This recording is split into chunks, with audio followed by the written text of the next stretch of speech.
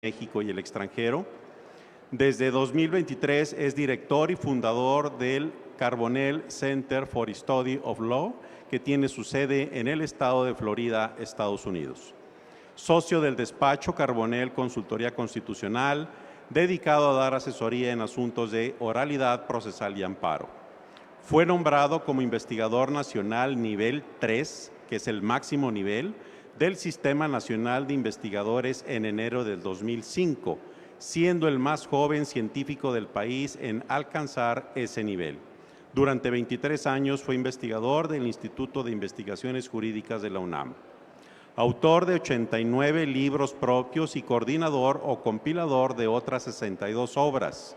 Su libro, Cartas a un estudiante de Derecho, del cual se han editado más de 500,000 ejemplares en varios países, es lectura sugerida para los alumnos en la mayor parte de escuelas y facultades de Derecho del país.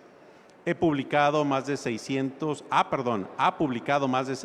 artículos en revistas especializadas y obras colectivas en México, España, Italia, Inglaterra, Argentina, Brasil, Colombia, Ecuador, Perú, Chile, República Dominicana y Uruguay. Sus textos se han publicado en 5 diferentes idiomas. Ha dictado más de 2,900 cursos y conferencias en México y otros países.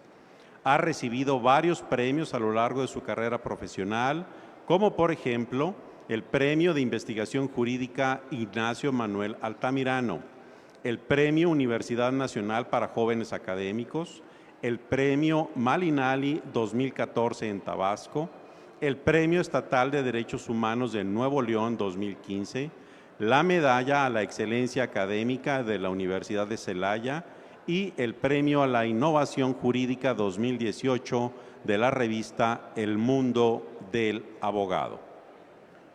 Varias bibliotecas y aulas de juicios orales, así como el Instituto de Investigaciones Jurídicas de la Universidad Autónoma de Guerrero, llevan su nombre. Es profesor emérito de la Universidad de los Andes, Ecuador. El periódico Universal lo ha considerado como uno de los 10 más ilustres egresados de la UNAM en toda su historia. Fue conductor del programa de televisión Ya lo dijo la Corte entre el año 2019 y 2024. Sus videos en Internet se han reproducido más de 32 millones de veces y en sus redes sociales lo siguen cientos de miles de personas. Pueden seguir las actividades digitales de Carbonell, del Dr. Carbonell, a través de sus cuentas de Twitter, Facebook e Instagram, así como en su canal de YouTube. Doctor, muchísimas felicidades. Le cedo el micrófono.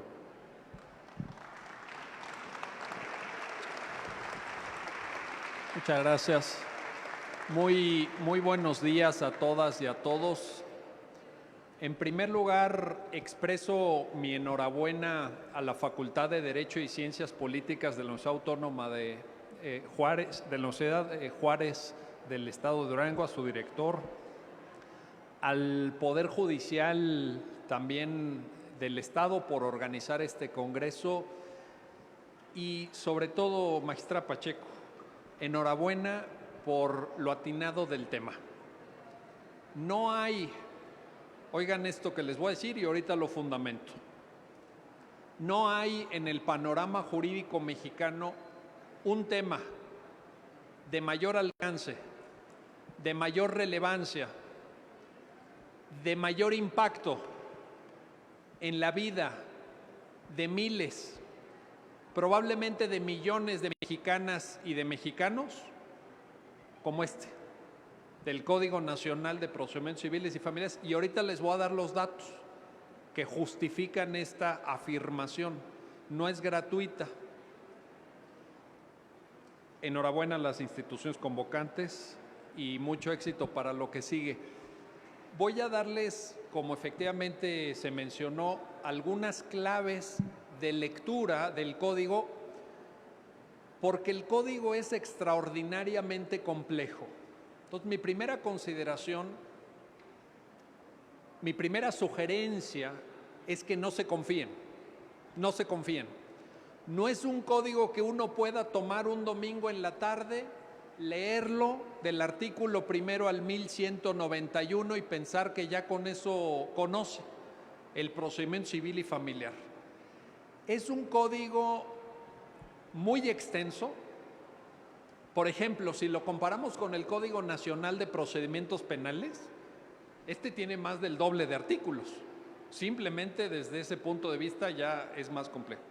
Pero además, fíjense que en este código participaron muchas personas en su redacción.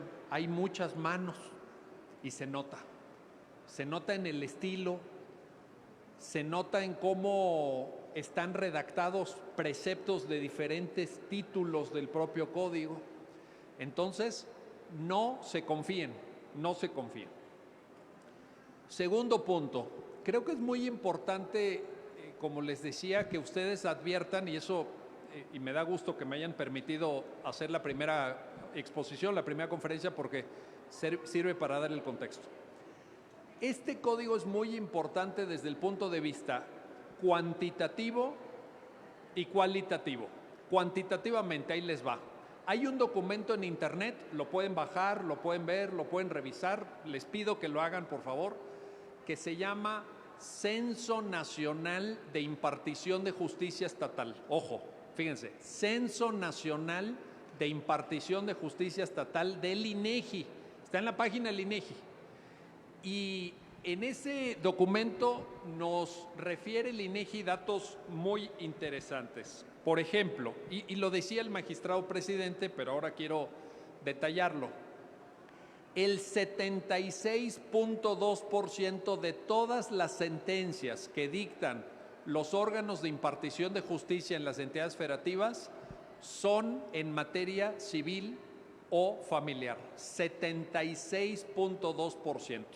Y el 71.1% de las sentencias de segunda instancia. Entonces, estamos hablando de que la mayor parte del trabajo pues es en estas dos materias, no es en materia penal. Y qué bueno, porque si no, imagínense. ¿A cuánto equivale esto? Porque a lo mejor alguno de ustedes dice, bueno, pues sí parece mucho el 76% o el 71%, pero ¿de cuánto estamos hablando? Ahí les va el dato de este mismo documento de INEGI. Dice, esto equivale a 950,000 nuevos asuntos por año en materia familiar, 950,000, ¿oyeron bien? Y 539,000 en materia civil. Es decir, en números cerrados, 1,5 millones de nuevos asuntos cada año bajo competencia de jurisdicción familiar o civil. Si pensamos de manera conservadora que en cada uno de este 1,5 millones de asuntos están involucradas mínimamente, en lo elemental 2 personas, es un cálculo muy conservador, porque puede haber más personas, pero pensemos en 2. Estamos hablando de 3 millones de personas que cada año tienen un asunto bajo conocimiento de los tribunales civiles y familiares de este país, a nivel de entidades federativas. No estamos hablando de los amparos, que se tramitan en esta materia también. Esto hace que desde el punto de vista cuantitativo, este código sea de la mayor relevancia. Pero les dije también, y ahora lo quiero fundamentar, este código es muy relevante desde el punto de vista cualitativo. ¿Por qué? Yo creo que el mayor impacto que va a tener este código cualitativamente sobre el sistema jurídico mexicano tiene que identificarse con una figura que todas y todos ustedes conocen, manejan, que se llama la supletoriedad, porque esta va a ser la gran norma supletoria del derecho mexicano. ¿Qué tan profundo va a ser este impacto? Para que se den una idea, a manera de enunciación simplemente, esta norma va a ser supletoria de los siguientes ordenamientos federales: el Código de Comercio, la Ley Federal de Competencia Económica, el Código Nacional de Procedimientos Penales, la Ley Agraria, la Ley de Amparo, la Ley Federal de Derechos de Autor, la Ley Federal de Turismo, la Ley de Concursos Mercantiles, la Ley de Obras Públicas y Servicios relacionados con las mismas, la Ley Federal de Propiedad Intelectual, el Código Fiscal de la Federación, la Ley del Mercado de Valores, la Ley Federal de Protección al Consumidor, la Ley de Instituciones de Crédito, la Ley General, la Ley de Instituciones de Seguros y Fianzas, la Ley de los Sistemas de Ahorro para el Retiro y la Ley General de Bienes Nacionales. Y son ejemplos nada más. Hay otras normas federales. E imagínense en lo local. La gran supletoriedad en las entidades federativas, ¿quién la tiene hoy a su cargo? El Código Estatal, el Código Local de Procedimientos Civiles, que va a resultar abrogado por este código. Entonces, ¿a dónde se va a ir toda la supletoriedad? En los estados, en las entidades federativas, aquí. Y ese impacto va a ser impresionante. Todo esto me lleva a una primera conclusión que les comparto en esta conferencia, y es que este código, cuando ya esté funcionando, cuando ya esté implementado en todo el país, va a pasar a ser de ese tamaño, fíjense bien en esto, la tercera norma jurídica más importante del país. La tercera. La primera es la Constitución Política de los Estados Unidos Mexicanos, obviamente, estructural, norma estructural y vertebradora de todo el sistema jurídico. La segunda es la Ley de Amparo. ¿Todavía hay Ley de Amparo? Sí, ¿verdad? Todavía. Perfecto. No, yo dije, no, porque... pero creo que todavía hay Ley de Amparo y que siga, aunque los efectos de la suspensión estén acotados, pero como quiera tenemos Ley de Amparo que protege nuestros derechos todavía protege nuestros derechos, sería la segunda. Y la tercera es esta norma, por los datos que ya les dije en el orden de lo cuantitativo y en el orden de lo cualitativo. Y esto nos lleva, y me da mucho gusto participar en un evento de la universidad, a que toda persona que se esté formando hoy en día en una carrera universitaria de Derecho tenga necesariamente que conocer este código. A lo mejor alguno de los alumnos de la universidad, señor director, pues obviamente van a decir, oye, pero yo no me voy a dedicar a la materia civil o no me voy a dedicar a la materia familiar. Habrá algunos de sus egresados, señor director, que quieran ser penalistas porque pues, se inspiren en los grandes expertos del derecho penal y procesal penal, claro. Pero incluso si no se dedican a las dos materias de regulación del código, lo tienen que conocer. Necesariamente se van a topar con este código en la práctica. No hay manera de que se ejerza el derecho en México en la rama que ustedes me digan sin tener conocimiento de este código. Por eso, de veras, no estoy exagerando al felicitar a la maestra Pacheco, a la universidad, al Poder Judicial, por lo atinado del tema de este Congreso y desearles el mayor provecho. Ahora, ¿cuáles son las claves de este código?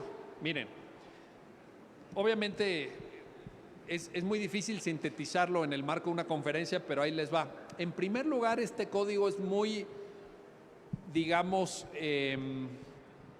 iba a decir generoso, pero no es la palabra, tiene un gran compromiso con las facultades de los órganos judiciales en materia probatoria, un tema del que vamos a hablar dentro de un ratito, no me quiero adelantar.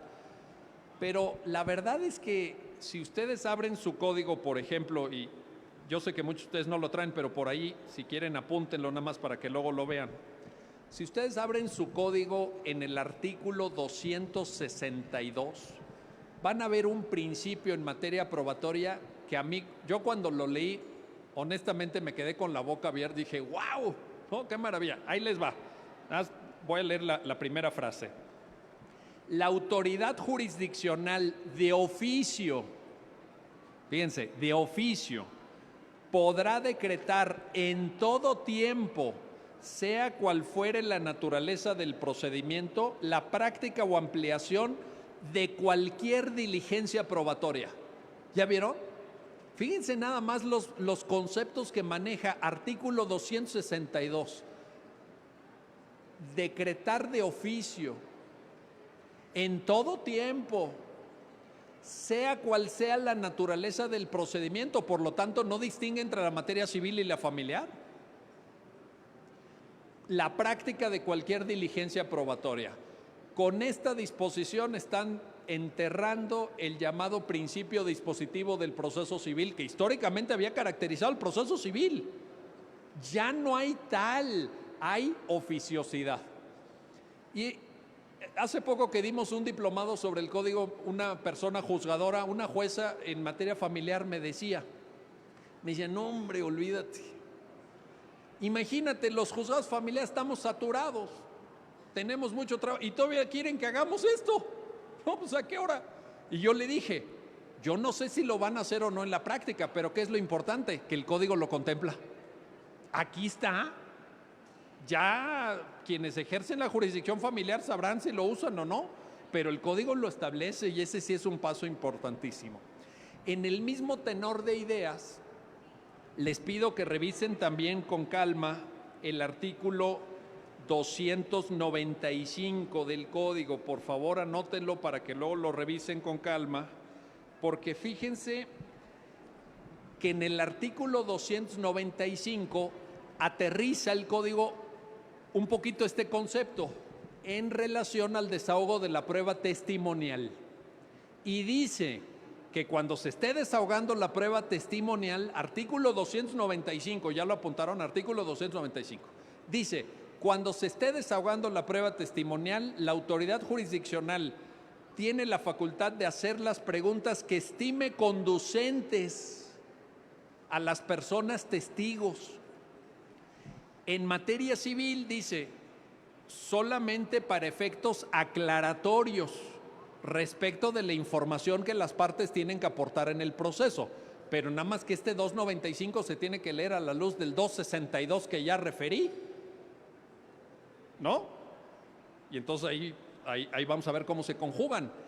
Pero dice el 295 al final, en materia familiar, las personas juzgadoras podrán hacer preguntas sin ningún tipo de limitación.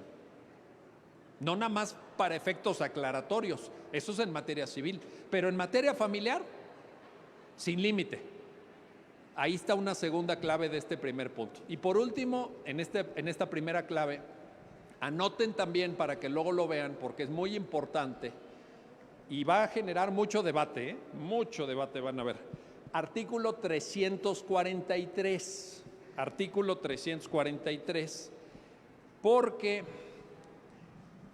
este es el artículo nada más y nada menos que nos dice cómo se van a valorar las pruebas, la valoración probatoria.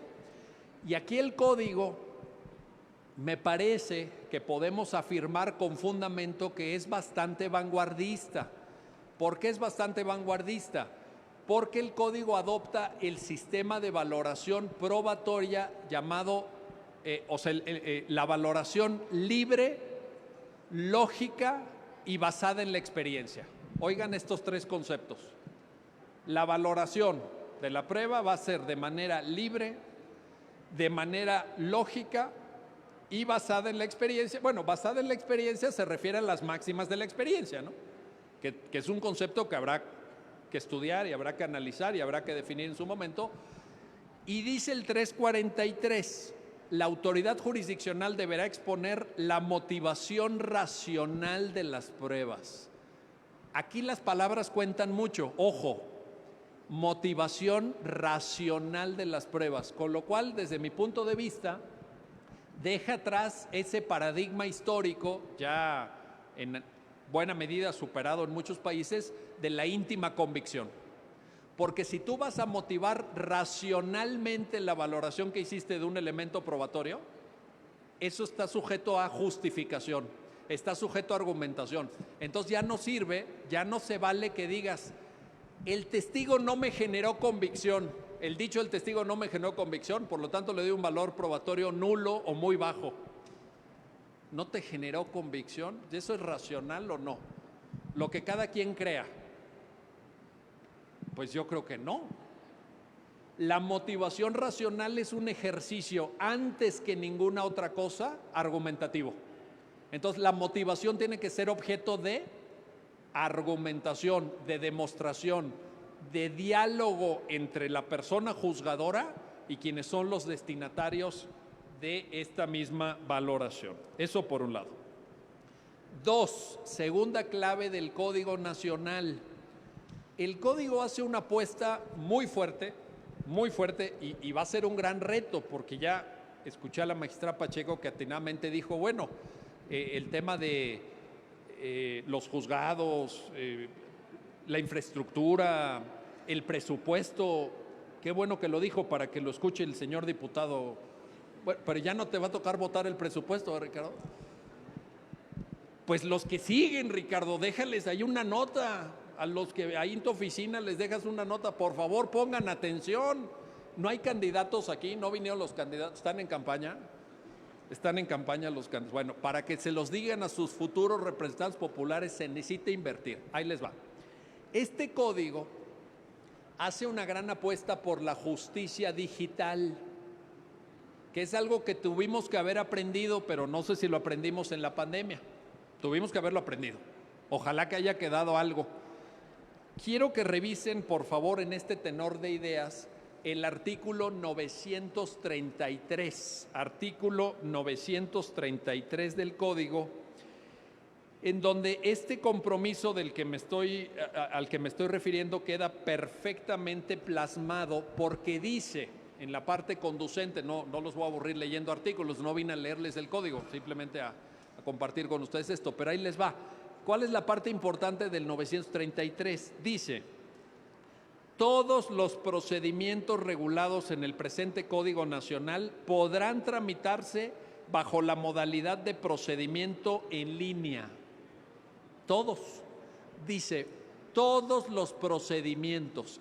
De tal suerte que a partir de lo que aquí se señala, podemos afirmar que hay una equivalencia en el Código entre procedimiento, digamos, presencial o físico y procedimiento digital, porque todo se puede ir a lo digital. Y en el mismo orden de ideas, quiero que revisen también, si me permiten la sugerencia, el artículo 957, que es muy importante, porque fíjense, el 957 dice, o mejor dicho, establece las bases a partir de las cuales se desahogarán las diligencias digitales. ¿Cómo le vamos a hacer? ¿Cómo le vamos a hacer? Y en el 957, que es muy largo, es un artículo muy largo, si revisan por ahí, quiero que pongan atención, si me permiten esta sugerencia, en la fracción tercera del 957. ¿Por qué? Porque ahí nos dice el código cómo se va a desahogar digitalmente una prueba testimonial, pericial o de declaración de parte o cualquier otra forma de aportar información al proceso. Y señala en una partecita del encabezado de esta fracción tercera que quienes estén presentando su declaración en la calidad de testigo, de perito, declaración de parte, etcétera, lo tendrán que hacer, oigan esto, en condiciones de autonomía y libertad. Este es un gran reto. ¿Qué quiere decir esto en términos prácticos? A ver, aquí los chavos, los estudiantes me van a entender enseguida, fíjense. Pues que no les estén soplando las respuestas, ¿no? Porque la persona juzgadora va a estar viendo de manera digital al testigo enfrente de una pantalla. ¿Pero qué no va a estar viendo la persona juzgadora? ¿Qué hay atrás de esa pantalla? Entonces, imagínense, voy a poner un símil deportivo, perdón, pero es como en el béisbol, ¿no? Atrás de la pantalla está un cuate mandándole señales del pitcher al catcher. ¿Sí han visto esas señales que se mandan luego? Y la persona juzgadora no sabe porque la pantalla está enfocando a quien está declarando. Entonces, ¿cómo le vamos a hacer? Todos, también el abogado, la contraparte, que está viendo que nomás le hacen una pregunta y el testigo se va a dar cuenta. Entonces tenemos que saber cómo actuar en este tipo de diligencias. Yo creo que ahí viene un aprendizaje. Obviamente, como ya aquí se dijo muy bien, Está el tema presupuestal de que necesitamos tecnologías, necesitamos banda ancha, necesitamos capacidad de almacenamiento en la nube, el famoso cloud computing. ¿Por qué? Pues porque van a tener que almacenar todas esas declaraciones, todo lo que hoy son esos archivos de papel y papel y papel, todo eso va a tener que estar en la nube. Y pesa mucho más una diligencia digital. Imagínense una audiencia de 15 cuántas horas, se va a tener que almacenar todo esto. Y claro, seguramente ustedes me dirán, oye, pero ya lo hacemos en materia penal. Sí, nada más que aquí multipliquen eso por 7. Entonces yo no sé cuánto cuesta el mega o ¿cómo se mide? El teravatio. No sé cuánto cuesta eso, pero debe costar muchísimo dinero. Almacenar eso, tener capacidad de tener esos repositorios digitales. Y yo quiero invitarlos aquí en Durango, en esta segunda clave del Código Nacional, a que abogadas y abogados, sea que estén en ejercicio, sea que estén en formación como nuestros estudiantes, a que tengan una psicología favorable a este gran cambio de la justicia digital. Porque he escuchado abogados de mi generación, me da pena decirlo, de 50 años o más, yo tengo 50 y pocos, no se crean, muy pocos. Pero ya me dijeron que hace muchos años que vengo. Es que empecé a venir muy joven, me invitaban todos muy chavos. Entonces sí, ya llevo como 20 años o más viniendo aquí. Y ya me lo recordaron, muchas gracias. Entonces, pero miren, mi generación y la generación de arriba, la mía, no le quiere entrar a la justicia digital. Dicen cosas muy raras, muy extrañas, yo no entiendo. Dicen, es que ¿qué tal que hackean? ¿Cómo? A ver, es la misma persona que consulta su saldo bancario en internet, es la misma persona que compra sus vacaciones y reserva el hotel para irse en verano a no sé dónde en su teléfono celular. Pero a la hora de la impartición de justicia, no vayan a hackear. ¿Cuál? ¿Han hackeado algo? O sea, pues han hackeado miles de cosas, han hackeado a Microsoft, han hackeado, la semana pasada antepasada creo que salió la noticia que hackearon a Coppel. ¿Sí vieron lo de Coppel? Una base de datos de quién sé cuántos miles de personas, varios de ustedes estaban ahí a lo mejor, hackeada la base de datos de una empresa como Coppel. Entonces, de que puede pasar, puede pasar. Pero la verdad es que trabajamos o trabajan los poderes judiciales con sistemas de ciberseguridad bastante avanzados. Bueno, esa es la segunda clave. La tercera clave es que el código prevé una cosa que yo creo que tiene muy buenas posibilidades, pero habrá que ver. Nada más tráiganlo por ahí registrado. Oigan esto, el juicio oral sumario. Quiero que revisen, por favor, anótenlo ahí para que se lo lleven de tareita, el artículo 351 y siguientes. Es una forma de regulación procesal verdaderamente expedita, en donde, por ejemplo, dice el código, la demanda se puede presentar por comparecencia, no habrá expediente, el único recurso que procede es el recurso de apelación contra la resolución definitiva. O sea, es verdaderamente un trámite procesal muy acelerado que creo que puede dar buen resultado. ¿Pero de qué depende? De una cosa, la clave aquí del juicio oral sumario es la siguiente, ahí les va. El artículo 351 del Código Nacional dice que el ámbito de asuntos que podrán ser desahogados a través del juicio oral sumario se determinará por acuerdos generales del Consejo de la Judicatura Federal o de los consejos de las judicaturas de las entidades federativas. Entonces, si ahorita me preguntan en este momento, oye, ¿qué asuntos se van a ir al juicio oral sumario? No sé. ¿Pero cómo? No, pues es que no dice el código. Será materia de acuerdos generales. ¿Por qué creo que quedó de esta manera? A lo mejor no está mal, ¿eh? Yo al principio, la primera vez que lo leí dije, aquí ya metieron la pata. Error, ¿no? Yo dije, no, pues no puede ser, porque la competencia judicial tiene que estar en ley. Principio de reserva de jurisdicción. Tiene que haber una ley que diga qué órgano es competente para conocer de qué asuntos, todos lo sabemos. Yo cuando leí este artículo dije, ya metieron la pata, esto, hasta me empecé a imaginar, dije, se me hace que esto es inconstitucional, ¿no? Pero después ya lo pensé bien y creo que creo que no está tan mal. Ahí les va. ¿Qué es lo que va a suceder con los acuerdos de los consejos de la judicatura?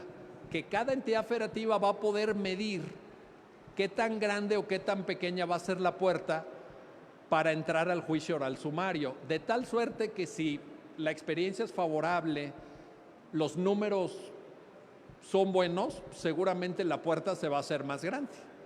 Y si notamos que no le está entendiendo la gente, que no quieren desahogar asuntos en el oral sumario, pues la puerta se va a hacer más chiquita, pero van a tener esa flexibilidad. Entonces, la verdad es que si esta es la intención y si así va a ser, pues no lo veo tan mal, no lo veo tan mal. Pero vean en esos artículos 351 y siguientes, llévense esta tarea, revísenlo, porque ahí hay verdaderamente una gran oportunidad. La cuarta cuestión que también creo que vale la pena destacar del código es el tratamiento de la figura, así se llama, fíjense, de apoyos extraordinarios para personas con discapacidad. Y esto es muy importante entenderlo en el contexto de una resolución, bueno, mejor dicho, de un conjunto de resoluciones que dictó la Suprema Corte de Justicia de la Nación que declararon inconvencional el estado de interdicción. El estado de interdicción es violatorio de derechos humanos porque supone privar de su capacidad jurídica a una persona con base en una discapacidad. Eso viola el artículo 12 de la Convención de Naciones Unidas sobre Derechos de Personas con Discapacidad. Es algo que ya lo dijo el Poder Judicial Federal, ya está establecido. Y entonces la pregunta que se hacen muchas abogadas, muchos abogados es la siguiente: si ya no podemos acudir al estado de interdicción, ¿qué hacemos? Respuesta: nos vamos a ir a los apoyos extraordinarios. ¿Dónde está regulado esto? Apúntenlo también, es muy importante. Artículos 445 al 455.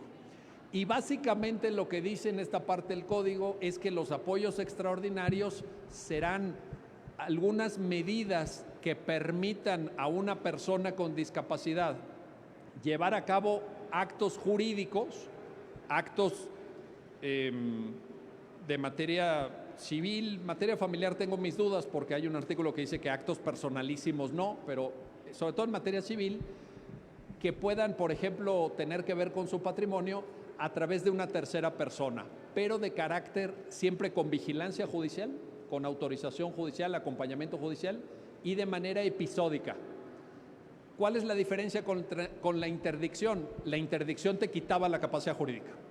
Si te declaraban la interdicción, haz de cuenta que ya no podías hacer nada por ti mismo. Y esto es de carácter puntual, de manera justificada y acotada en el tiempo.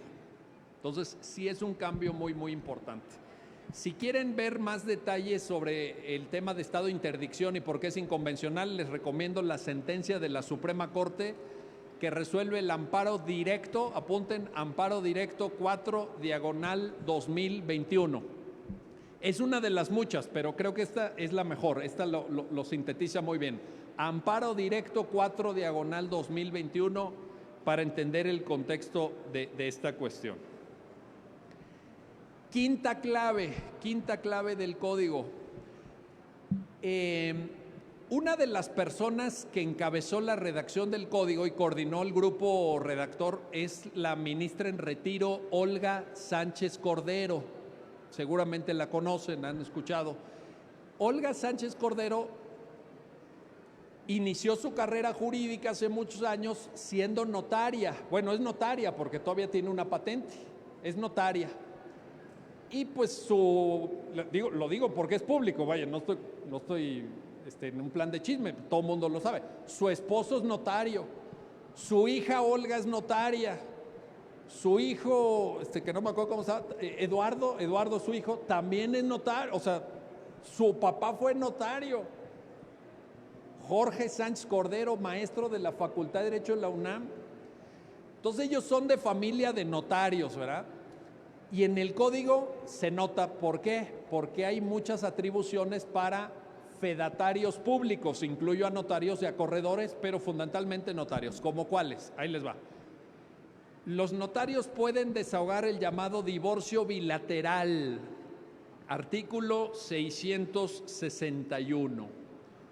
Los notarios pueden intervenir en procedimientos sucesorios. La sucesión se puede tramitar notarialmente. Artículos 805 y siguientes. Trámites sucesorios, muy importante. Los notarios pueden desahogar diligencias de consignación y depósito, muy importantes en materia civil y materia familiar. Consignación y depósito, ¿dónde vas a dejar tu depósito? ¿Dónde vas a dejar tu consignación? Ante un notario. Y los notarios pueden desahogar, esto puede parecer contraintuitivo desde el punto de vista gramatical, pero así es, y ahorita les doy el fundamento. Pueden desahogar diligencias de jurisdicción voluntaria. Como que uno dice, oye, dice su nombre jurisdicción, ¿verdad? ¿Jurisdicción qué quiere decir? Pues jueces, juezas. Jurisdicción voluntaria ante notarios, artículo 425. Lo de consignación y depósito se me había olvidado, artículo 400, para que lo vean. Las diligencias de consignación y depósito. Y yo he escuchado en esto, y también para jurisdicción voluntaria en materia familiar, artículo 587. Artículo 587 para jurisdicción voluntaria en materia familiar ante notario, con intervención notarial. Yo he escuchado personas que han criticado esto porque en algún evento, en algún seminario que tuvimos sobre el código, escuché a un abogado que decía, esto supone privatizar la justicia. Ahora la justicia va a ser de dos niveles, va a ser los que tienen dinero y pueden pagarle al notario, se van a ir con el notario. Y quienes no, pues van a quedar en el sistema de la jurisdicción con toda la saturación, con el rezago que eventualmente haya, etcétera, etcétera. Y yo la verdad es que esta crítica no la comparto. Yo creo que esto está muy bien. ¿Por qué? Porque es abrir más oportunidades. Y claro, pues habrá gente que no le guste porque va a decir, oye, pero es que el notario me cobra. Pues sí, pero hasta el que te vende el pan te cobra. Vas a la panadería y te quieren cobrar el pan, algo tan elemental. Oiga, ¿el médico te cobra, sí o no? Vas a una consulta, oiga, doctor, me duele aquí, pues te cobra el médico también. ¿Cómo no te va a cobrar el notario? Pero ¿cuál es la ventaja del código? Que te da a escoger. ¿No quieres pagar? Está la jurisdicción del Estado a tu disposición a título gratuito. ¿Quieres pagar tus honorarios? Pues te vas al notario. La verdad es que los que trabajamos con notarios, porque tenemos que hacer trámites notariales, pues digo, yo siempre trabajo desde hace muchos años con el mismo notario que es mi amigo, profesor de la Facultad de Derecho de la UNAM, colega, compañero de generación. Pues yo voy al notario y me recibe a todo dar. Me pasa una sala de juntas muy bonita, una mesa de madera impresionante. Llega su asistente y me ofrece café. Dice, ¿qué quiere? Café, refresco. Me trae unas galletitas. En ningún juzgado me ofrecen café. No es una crítica, nomás estoy diciendo. ¿Va? Bueno, ahora, ¿eso cuesta? Pues sí. ¿Lo quieres pagar o no? Pues ya está en ti y en el cliente. Ya depende cada uno, pero el código te da la oportunidad en estos artículos y yo creo que eso es bueno. Sexta clave, esto le va a gustar mucho al doctor Valadez. El código establece de manera expresa, creo que por primera vez, salvo que me corrijas, Manuel, creo que por primera vez, la necesidad en el marco de la litigación de oralidad de construir teorías del caso. Oigan esto, el concepto de teoría del caso aparece en dos artículos del código, y si quieren saber cómo se elabora una teoría del caso, qué componentes integran tu teoría del caso, qué es lo que tienes que ir construyendo para tener una buena teoría del caso, lean los libros de Manuel Valadez. Lo explica perfectamente bien, es la gran referencia en México en materia de teoría del caso.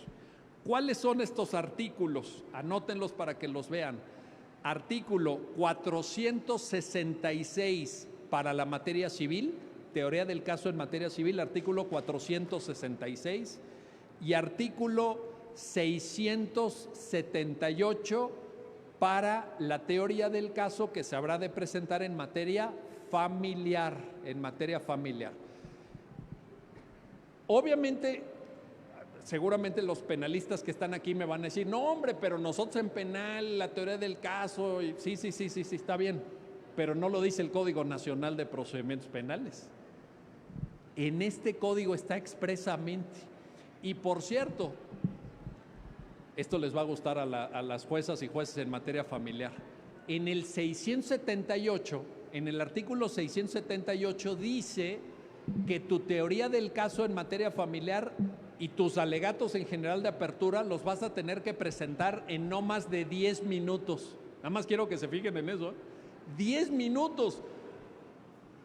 ¿Por qué? Porque es importante que vean este 678 para los 10 minutos. Porque los abogados y abogadas mexicanos somos un poquito rolleros, ¿a poco no? Somos, ¿cómo dicen los chavos ahora? Somos medio choreros, ¿no? Así. Y sí, yo también asumo la mea culpa. Dice, oye, yo en 10 minutos todavía no termino de saludar.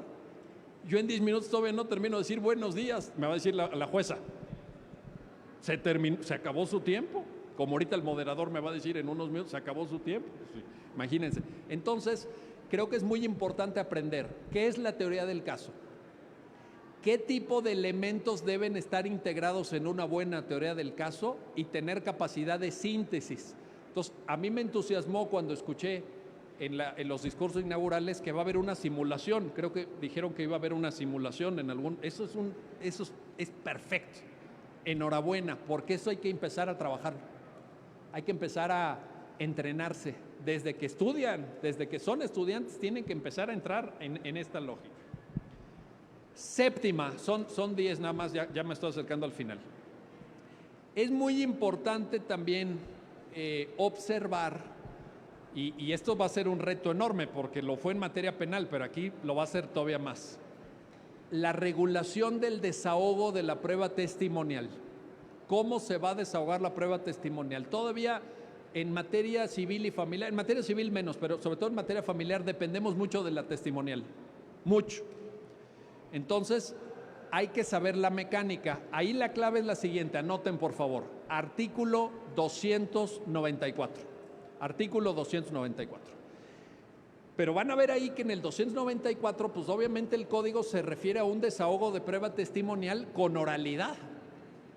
Y eso es bastante complicado, porque tienes que aprender a hacer interrogatorios y tienes que aprender a hacer contrainterrogatorios, el famoso cross-examination del derecho norteamericano.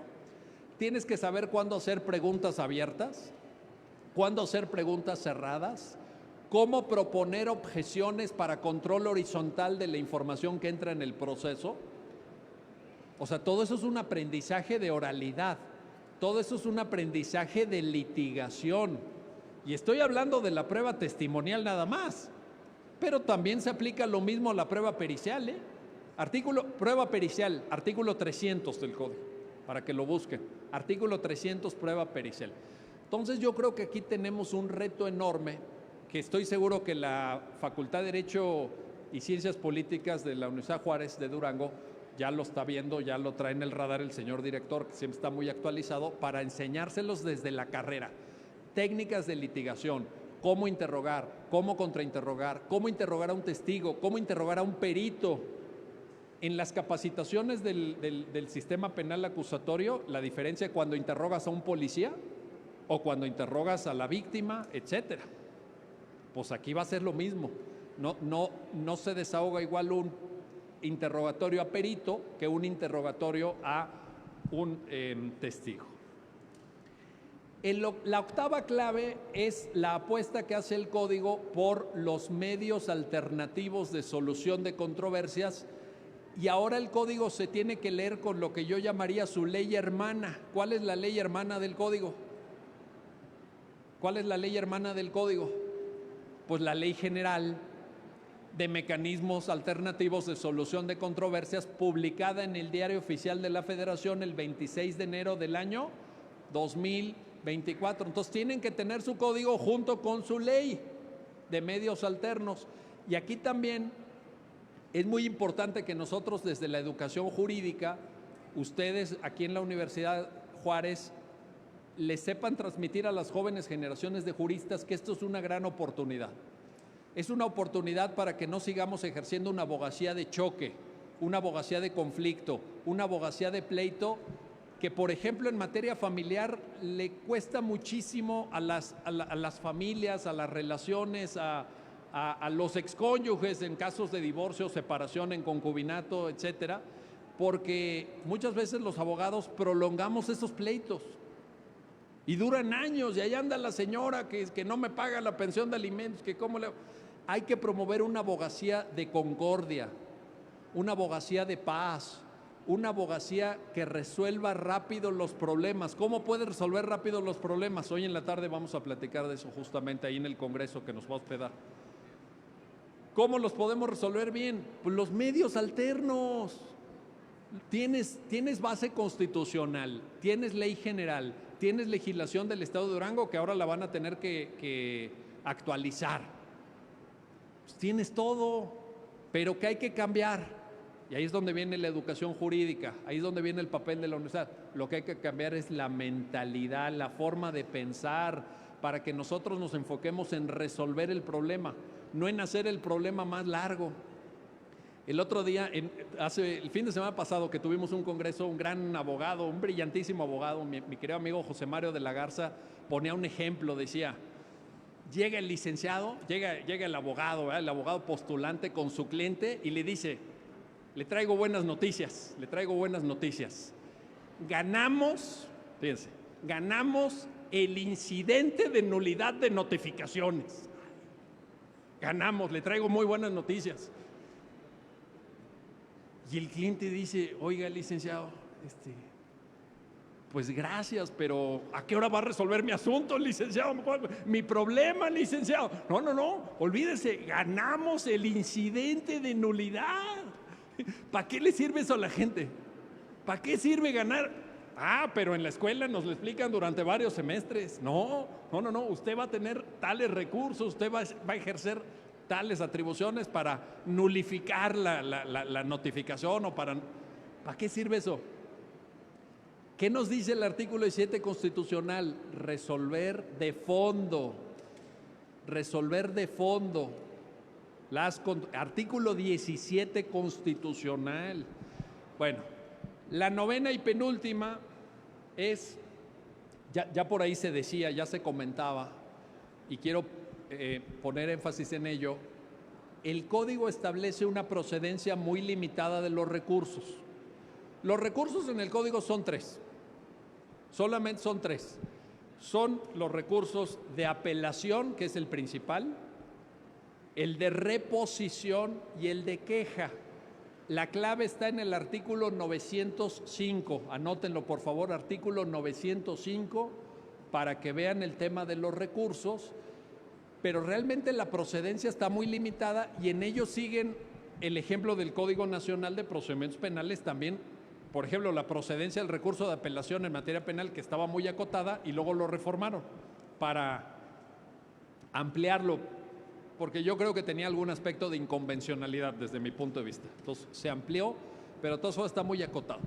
Y quiero que vean, y esto me importa mucho también, magistradas, magistrados, jueces, juezas que están aquí presentes, si me aceptan esta humilde sugerencia, que seguramente ya lo vieron, pero déjenme, se los traigo a colación aquí. El artículo 916, último párrafo del Código, porque ahí dice que los magistrados y magistradas, que sé que hay aquí varios presentes, nada más para que lo tengan por ahí en el radar, a la hora de resolver el recurso de apelación, lo deberán hacer sin reenvío. Así dice el 916, último párrafo. O sea, porque de repente, y les pasa a los de amparo también, no nada más es un tema de salas para juzgados, los de amparo que son los campeones del reenvío, ¿verdad? Se decreta la protección y el amparo de la justicia federal para el efecto de que, ahí te va de regreso. ¿No juzgaste con perspectiva de género? ¿Sí o no? ¿A poco no les pasa? ¿No juzgaste con perspectiva de género? ¿Cómo crees? A ver, que regrese a la sala para que juzgue con perspectiva de infancia o con perspectiva de discapacidad. Bueno, y yo, luego en los cursos que damos, me preguntan los magistrados me dicen, oye, ¿qué quiso decir el colegiado? Sí, porque te regresan el asunto, no juzgaste con perspectiva de género, ¿qué quieres que haga? Pues juzga con perspectiva de género, ¿pero qué significa eso? ¿Cómo lo aplico? Entonces ahí tenemos enormes problemas. ¿Qué dice el 916? Sin reenvío. Y la última, y con esto termino. La 10ª clave está en los artículos transitorios. En los artículos transitorios, quiero que pongan atención al artículo transitorio segundo, porque hay ahí una confusión enorme que yo creo que ya nadie debería tener la duda. En el artículo segundo transitorio aparece una fecha, que es 1 de abril del 2027. Oigan esto, 1 de abril del 2027. Y hay gente que como que lee rápido, porque ya cuando llegas a los transitorios, pues ya estás cansado. Ya leíste 1191 artículos, ya estás cansado. Y a lo mejor dices, pues estos son los transitorios, ya esto no es importante. Pero sí es importante. Y entonces cuando ven esa fecha dicen, esto es hasta el 2027, estamos en el 2024, no urge, no. Lean bien el transitorio segundo. El transitorio segundo dice que a más tardar el 1 de abril del 2027 este código tendrá que estar funcionando en todo el país en el orden federal y de las entidades federativas. A más tardar. Pero eso no impide que las entidades federativas que así lo determinen, o en su momento la federación, puedan echar a andar el código antes. Es lo mismo que en materia penal. Durango fue precursor, ¿sí o no, Apolonio? Durango fue punta de lanza. Manuel Valadez lo protagonizó. Apolonio también estuvo ahí desde el inicio apoyando, obviamente, en esta etapa. Ustedes decidieron iniciar primero con el Código Nacional de Procedimientos Penales. En una de esas, no sé, ya se fue el consejero, pero voy ahí para que en una de esas deciden también echar a andar rápido el de procedimientos civiles y familiares. No sé, ya ustedes medirán sus fuerzas, ya verán ustedes si sí o si no. Pero esto quiere decir que a lo mejor, por ejemplo, a mí me dijeron que 2 entidades federativas, no puedo decir cuáles porque me lo dijeron de manera reservada, después de las elecciones de junio, o sea, por ahí de agosto, septiembre, quieren ya hacer la declaratoria. 2 entidades federativas. Entonces esto ya puede empezar a caminar. Esa es una parte. Otra clave importante en los transitorios son los últimos, el artículo transitorio 19 y el artículo transitorio 20. En el 19 hay una clave muy importante que es que, según yo, apúntenlo para que luego lo vean, no quiero ahorita hacer esperar el tiempo con la lectura del 19, pero ahí les va. Según yo, el artículo transitorio 19 te da la pauta para que todo lo relativo a los apoyos extraordinarios para personas con discapacidad, es decir, artículos 445 al 455, ya esté en vigor. Ojo, ya esté en vigor, ya, ahorita, desde el día siguiente de la publicación, 7 de junio del 2023. Entonces, ese transitorio sí necesito que lo vean, necesito que le pongan mucha atención, porque eso implicaría que ya nos vayamos con esos artículos y ya de plano, digo, como debe ser, ¿verdad? Ya dejemos atrás cualquier procedimiento de interdicción. Ya no se puede aplicar la interdicción en México. Entonces, ¿qué vamos a aplicar? Esos artículos del Código Nacional.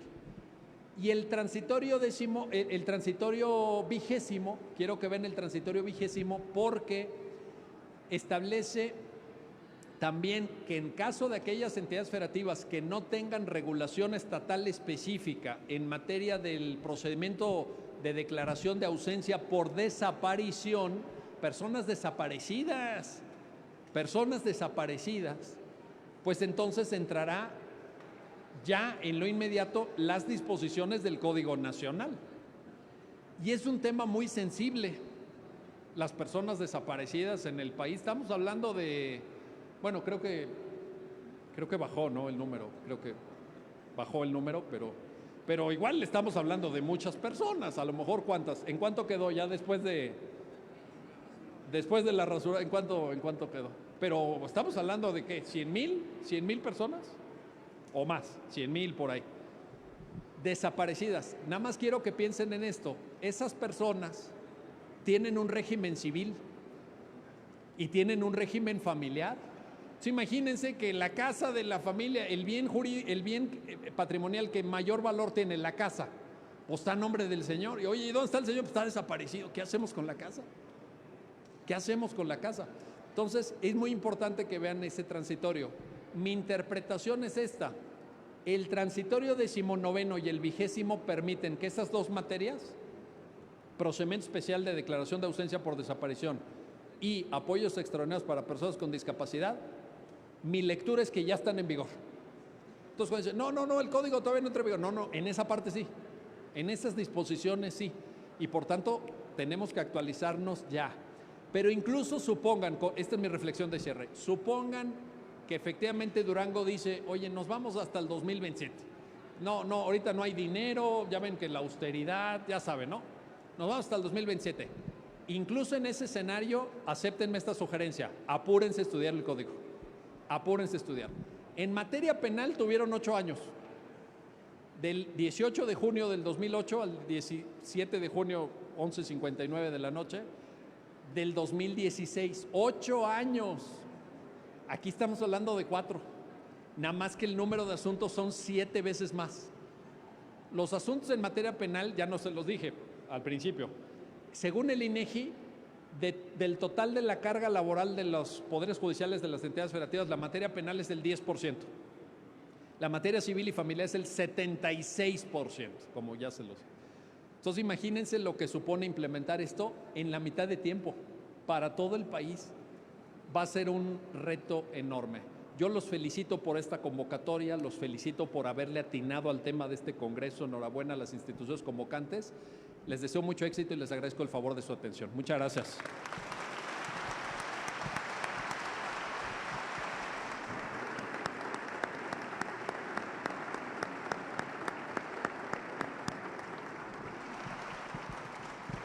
Excelente disertación, doctor Miguel Carbonell, como siempre.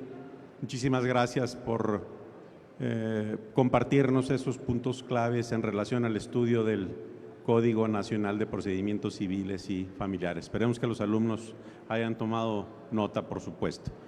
Por cuestiones de tiempo y dada la gran cantidad de actividades de nuestro Congreso, vamos a dar apertura solamente a 3 preguntas por parte de los asistentes. Si nos hiciera el favor, doctor Carbonell, de dar respuesta. Yo les pediría, si tienen ya sus preguntas concretas, precisas, para que el doctor pueda darnos la respuesta a la brevedad. ¿Alguien tiene preguntas?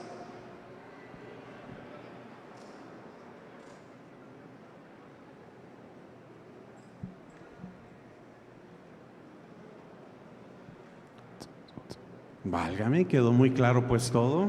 Muy bien. No, aquí tenemos una pregunta. Adelante, por favor.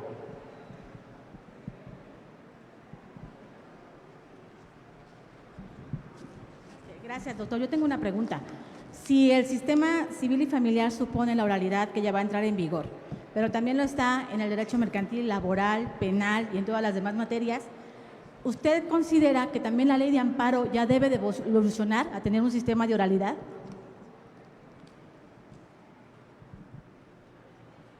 Qué maravillosa pregunta. Esto da para otra conferencia, que no los voy a aburrir con otro rollo el día de hoy, pero yo creo que realmente tenemos 2 materias, 2 áreas que por la naturaleza del tipo de procedimientos de que se trate se están resistiendo a la oralidad.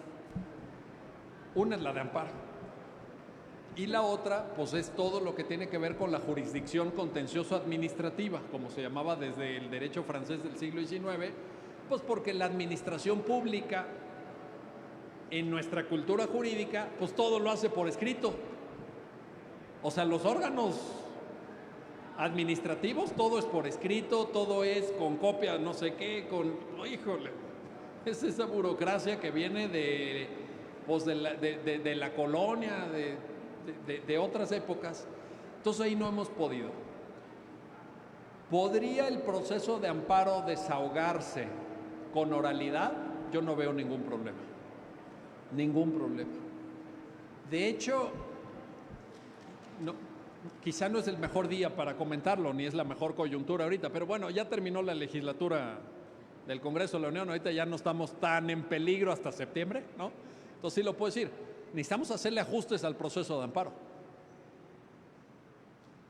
pero para fortalecer al amparo, no para debilitar al amparo, no para quitarle fuerza al amparo, como se acaba de hacer con la última reforma a los artículos 129 y 148 de la ley de amparo. No, necesitamos un amparo más fuerte, necesitamos un amparo más ágil, necesitamos un amparo más efectivo en la práctica para las personas y sobre todo un amparo más cercano.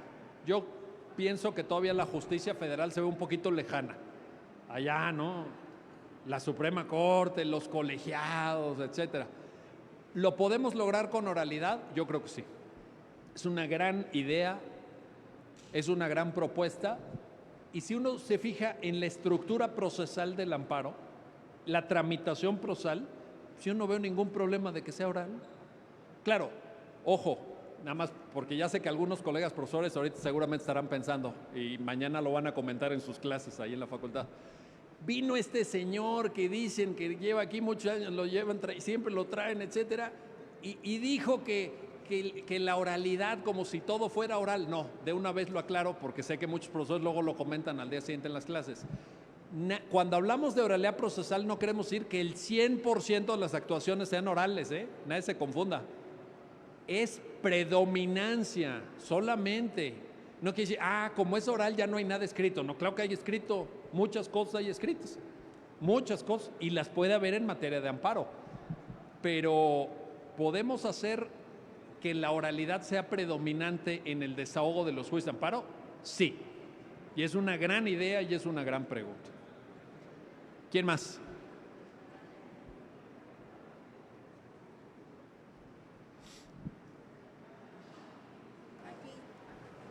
Muchas gracias, doctor.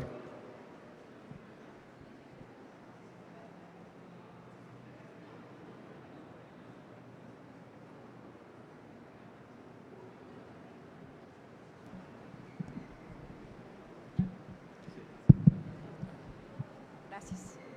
Doctor Carbonell, primero que nada, muchas gracias por darnos esta pequeña conferencia. Pero tengo duda en cuanto a lo que es el notariado, o sea, que el notario ya tiene facultades para poder llevar a cabo, por ejemplo, un juicio sucesorio. En este caso, ¿cómo se va a comportar, o una controversia familiar, cómo se va a comportar el juzgado si quieren llegar a un convenio? ¿El notario también lo va a llevar a mediación? Sí. ¿Sí? Sí. Es decir, en esas materias que mencioné, sí. Voy a exagerar mucho, tendría que poner muchos matices, pero nada más para efecto ahorita de esta exposición. Sí. Haga de cuenta que la figura del notario y en algunos casos el corredor público, porque es fedatario también. Sí. El código dice fedatario en algunas disposiciones y dice notario en otras. Prácticamente se sustituyen a la autoridad judicial. O sea, son facultades que van a concurrir. No quiere decir que los jueces, las juezas no tengan facultades en el materia, claro que las tienen. Pero ahora, ¿qué pasa? Que la figura del notario entra. Ahora, por ejemplo, en materia de sucesiones y en materia de divorcios, muchas entidades federativas ya habían avanzado en eso. No sé si Durango sea una de ellas, pero en muchas entidades federativas ya se tienen buenas experiencias. Sí. ¿Y qué pasaría con, o sea, no por miedo, ¿verdad?, con los abogados o las abogadas? Esa es buena pregunta. Yo creo que los abogados y abogadas nos necesitamos concentrar en la asesoría al cliente, en el acompañamiento al cliente, en explicarle al cliente, oye, vamos a hacer esta diligencia ante un notario, ante una notaria, tiene esta trascendencia, tenemos que verificar que se cumplan estos puntos, en tu interés tienes que cuidar A, B y C, y ese va a ser nuestro trabajo. Ese va a ser nuestro trabajo. Ok, mil gracias. Muchas gracias, doctor. Una última, ¿verdad? Sí, tercera y última, por favor. ¿A la señora Rosa?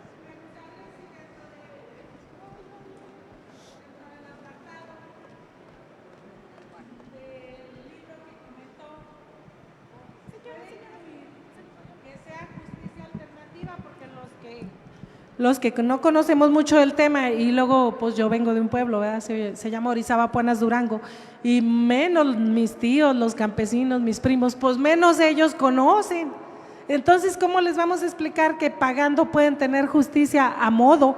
¿Se puede decir justicia alternativa? No, a ver, en esto quiero ser muy enfático. No es justicia a modo, porque las reglas procesales y el derecho sustantivo aplicable por un fedatario público, llámese notario, llámese corredor público, estas son parejas y las tienen que observar. Y si un notario no aplica bien el derecho del tema de que se trate, es responsable también. Tiene responsabilidad hasta penal, fíjese.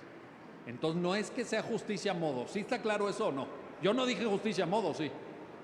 Yo lo que dije es que en el servicio de atención de asuntos que el notario les va a dar, les va a cobrar, porque es un servicio que da.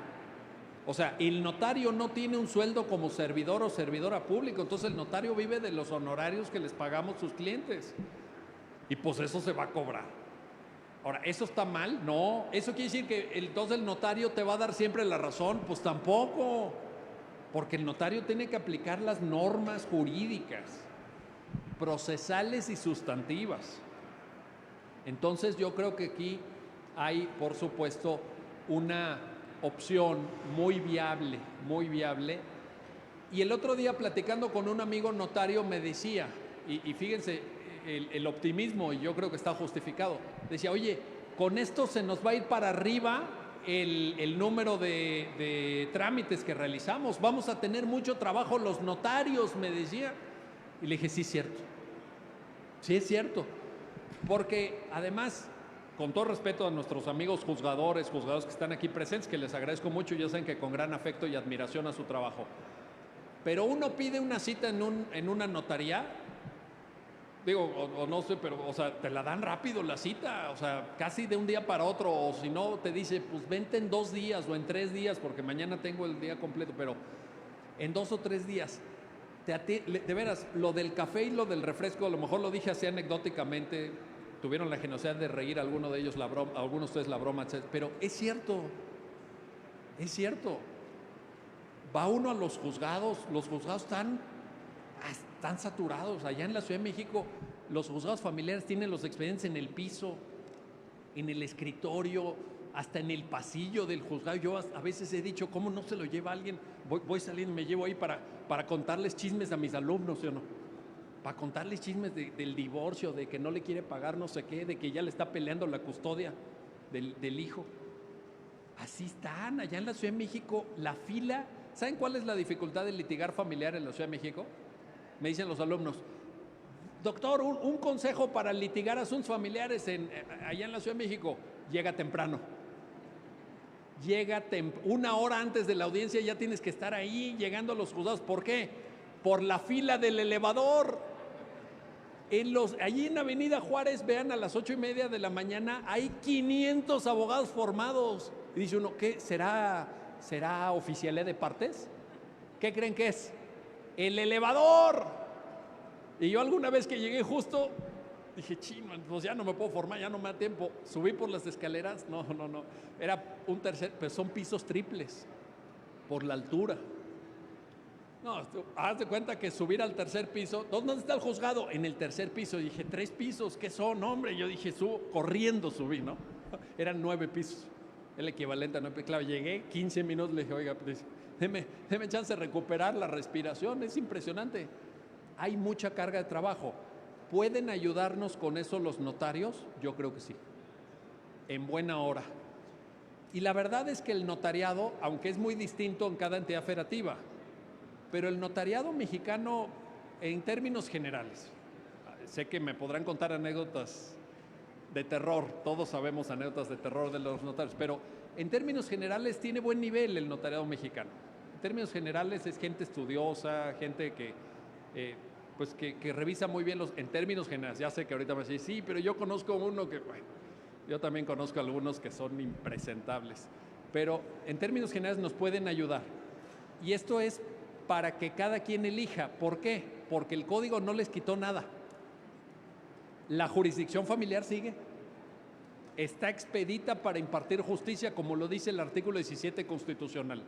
Pero si alguien quiere ir ante un notario, que le den cita rápido, que le pongan la oficina con el aire acondicionado, que le sirvan un refresquito y unas galletas, y lo quiere pagar, adelante. ¿Cuál es el problema? No le quitan nada a nadie, pero le ayudan a las juezas y a los jueces de lo familiar a tramitar, pues, por lo menos algunos asuntos, ¿no? Entonces yo creo que es un avance. No estoy seguro que sea justicia alternativa tal como se define tradicionalmente, pero es justicia diferente a la del Poder Judicial, digámoslo así, diferente nada más. Gracias nuevamente por su atención. Muchas gracias.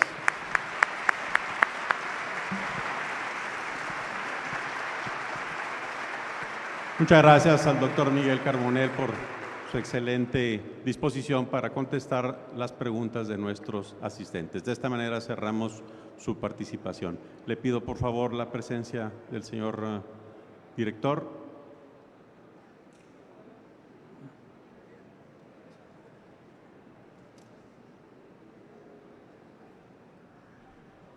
Muchas gracias, maestro. Muchas gracias. Bueno, la Facultad de Derecho y Ciencias Políticas de la Universidad Juárez del Estado de Durango entrega el presente reconocimiento al doctor Miguel Carbonell por la impartición de la conferencia Las claves del nuevo Código Nacional de Procedimientos Civiles y Familiares, Victoria Durango, 2 de mayo del 2024. Muchas gracias, doctor, por todos los conocimientos que nos hace valer.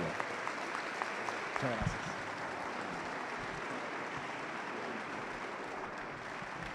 Asimismo, la facultad otorga el presente reconocimiento por ser moderador de esta conferencia tan importante al maestro en Derecho Luis Tomás Castro Hidalgo. Muchas gracias, maestro.